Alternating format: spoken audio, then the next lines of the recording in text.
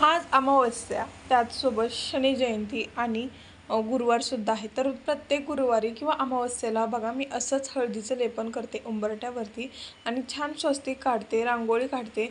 कधी कधी नाही जमलं म्हणजे रांगोळी वगैरे काढायला तर फक्त आणि फक्त स्वस्तिक काढते. तर हे केल्याने घरात एकदम छान वातावरण वाटतं आणि घरात एक वेगळीच एनर्जी येते.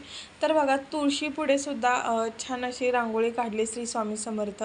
खरं तर दारासमोर काढायचं होतं परंतु चपला वगैरे असतात म्हणून तिथं नाही.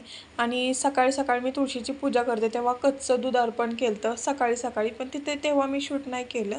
कच्चं दूध आणि पाणी आणि अगरबत्ती वगैरे लावून हळदी कुंकू लावून मी नमस्कार केला तुळशी मातेला आणि इथे माझ्या घरातील देवपूजा माझी झाली. आणि आज शुभ गुरुवार आहे आणि शुभ गुरुवार आहे. तुम्हा सगळ्यांना शुभ गुरुवारच्या खूप साऱ्या शुभेच्छा.